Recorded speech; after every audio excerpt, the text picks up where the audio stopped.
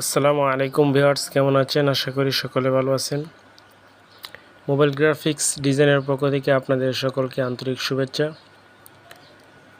তো আপনাদের বোঝার সুবিধার্থে আমি প্রথমেই ফোনটিকে রোটেট করে নিচ্ছি। তো আপনারাও ফোনটিকে রোটেট করে নেবেন, তাহলে এতে করে সুবিধা হলো আপনারা যখন ডিজাইন করবেন তখন মোবাইলের স্ক্রিনটা একটু বড় দেখে যাবে, তাহলে ডিজাইন করতে আপনাদের সুবিধা হবে। তো আজকে আমরা যে বিষয় নিয়ে আলোচনা করব তা হলো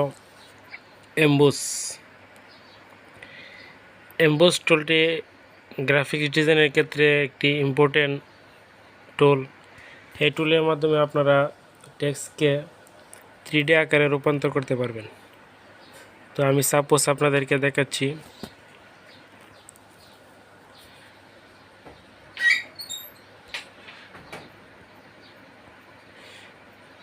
এখান থেকে এর কালারটা আমি পাল্টে দিচ্ছি।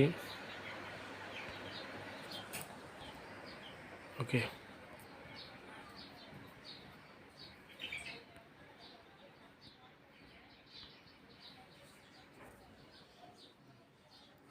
এখন যদি আমি এমবোসের মধ্যে ক্লিক করি, তারপর দেখা যাক কি হয়। তো এখন দেখতে পাচ্ছেন এমবোসের মধ্যে ক্লিক করার পরই লেখা এমবোস কিন্তু হয়েছে, কিন্তু এই এমবোসটা নষ্ট হয়ে গেছে। এখন আপনি এখানে যতই ক্লিক করেন কিন্তু আপনার এটা ঠিক হবে না। তো এর জন্য আপনারা যা করবেন আমি দেখাচ্ছি এটাকে কিভাবে ঠিক করবেন। তো এর জন্য আপনারা তো এই সমস্যার সমাধানের উপায় কি, এই উপায়টা আমি আপনাদেরকে বলে দিচ্ছি। তো আপনারা এখান থেকে টেক্সট থেকে শুধু একটি টেক্সট নিয়ে একটি ডট নেবেন। ওকে, ডট নেওয়ার পর এখানে যে লেয়ার অপশনটি আছে, এই লেয়ার অপশনে একটি ক্লিক করবেন। ক্লিক করার পর এখানে যে নিচে যেই অপশনটা রয়েছে, অর্থাৎ এই অপশনের মধ্যে আপনারা একটা ক্লিক করবেন। ওকে, ক্লিক করার পর নিচে কতগুলো অপশন এসে পড়েছে। তো এখানে উপরে এই লেয়ার অপশনটা এবং যেটাকে এমবোস করবেন যে টেক্সটটাকে, এই দুটাকে আপনারা এখানে সিলেক্ট করে নেবেন। সিলেক্ট করার পর এখানে অ্যাডজাস্ট যে অপশনটা রয়েছে এখানে একটি ক্লিক করে দিবেন। ক্লিক করার পর এখান থেকে কনফার্ম করে দিবেন। এরপর দেখতে পাচ্ছেন এখানে টেক্সটটি কিন্তু আগের মতো অনেক সুন্দর হয়ে গেছে। তো এভাবে আপনারা এমবোসের ব্যবহারটা করতে পারেন। সচরাচর আপনারা এমবোসের ব্যবহারটা করলে ফন্টটা ভেঙে যাবে, এতে করে আপনার যে ডিজাইনটা এত সুন্দর করে করলেন, কষ্ট করে করলেন, ডিজাইনটা নষ্ট হয়ে যাবে। তো আশা করি বুঝতে পারছেন বিষয়টা আপনারা।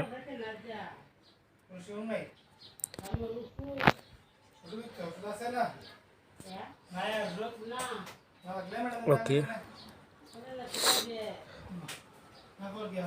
এরপর আমাদের যে বিষয়টি এমবোসের পরে এখানে আমরা আলোচনা করব, এখানে রয়েছে এই বিষয়, এই টুলটি। তো এই টুলটির কাজ কি? এই টুলটি অনেক কাজই ব্যবহার হয়। দেখেন আপনারা এখান থেকে আমি এনেবল করে দিই। আপনারা দেওয়াল আকারে টেক্সটটাকে ব্যবহার করতে পারবেন, এটা অনেক ক্ষেত্রে ব্যবহার হয়ে থাকে। তো আপনারা এটাকে ব্যবহার করতে পারেন, অনেক সুন্দর একটি অ্যাপস। ওকে, এরপরে যে টুলটি রয়েছে সেই টুলটি হলো এখানে 3D রোটেট। এখানে দুটি রয়েছে, এখানে এক্স অ্যাক্সেস আর একটি হলো ওয়াই অ্যাক্সেস। এক্স অ্যাক্সেস এর দ্বারা আপনারা উপরে নিচে রোটেট করতে পারবেন। ওকে,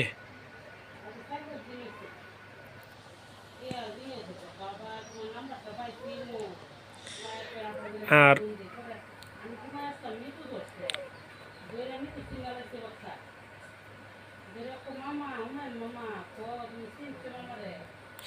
এরপরে এখানে যে এক্স ওয়াই অ্যাক্সেস রয়েছে এর দ্বারা আপনারা ডানে বামে রোটেট করতে পারবেন খুব সহজেই। তো আপনারা ধৈর্য সহকারে এই টুলবারের কাজগুলো যদি না শিখেন, তাহলে কিন্তু পরবর্তীতে আমি আবার বলছি আপনাদের ডিজাইন করতে অনেক অসুবিধা হবে।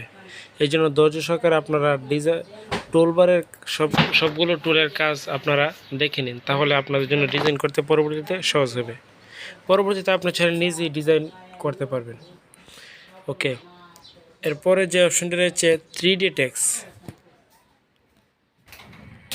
ওকে বন্ধুরা, এরপর আমরা যে টুলটি নিয়ে আলোচনা করব সেই টুলটি হলো এখানে রয়েছে 3D টেক্সট।